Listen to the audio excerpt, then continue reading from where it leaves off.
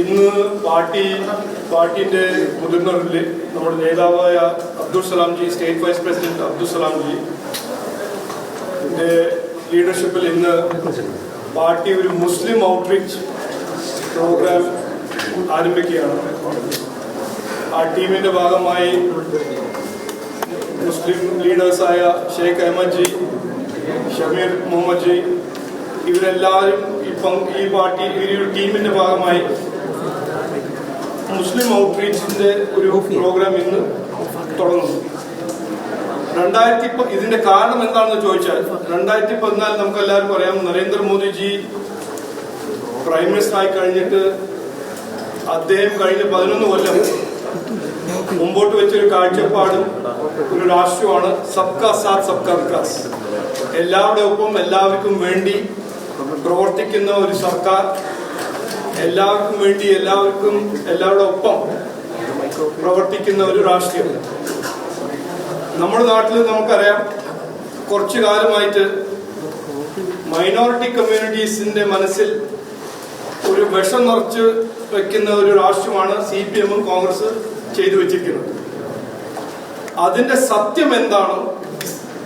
ഈ പാർട്ടി ആഗ്രഹിക്കുന്ന പ്രവർത്തിക്കുന്ന രീതിയും കാഴ്ചപ്പാടും എല്ലാവരുടെ ഒപ്പം എല്ലാവർക്കും വേണ്ടി പ്രവർത്തിക്കുന്ന ഒരു പാർട്ടിയാണ്. അതാണ് സത്യം. കൂടെ ഉണ്ടാവും ഞങ്ങൾ.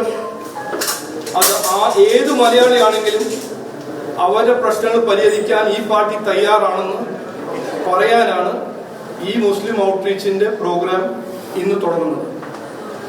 ഇതിൽ രാഷ്ട്രീയമില്ല, ഇത് വോട്ട് പിടിക്കാനല്ല, ആരെയും വിഡ്ഢിയാക്കാൻ CPM-ഉം കോൺഗ്രസ് ചെയ്യുന്ന രാഷ്ട്രീയമല്ല.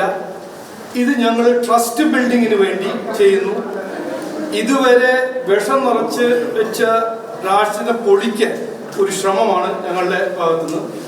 സിൻസിയറായിട്ട് ഞങ്ങൾ എല്ലാ വീട്ടിലും പോകും.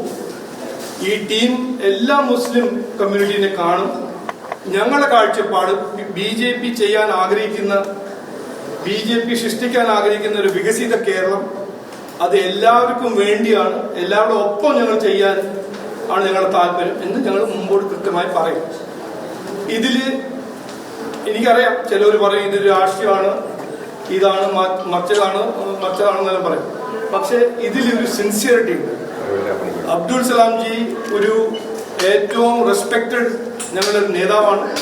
അബ്ദുള്ള കുട്ടിജി ഉണ്ട്, ഞങ്ങളുടെ നാഷണൽ വൈസ് പ്രസിഡന്റ്. ഇവരെല്ലാവരും ഒപ്പം ഞങ്ങൾ എല്ലാ വീട്ടിൽ കയറി മെസ്സേജ്, ഞങ്ങളൊരു വികസന സന്ദേശം എന്താണ് BJP ചെയ്യാൻ ആഗ്രഹിക്കുന്നത് ഞങ്ങൾ കൃത്യമായി പറയും.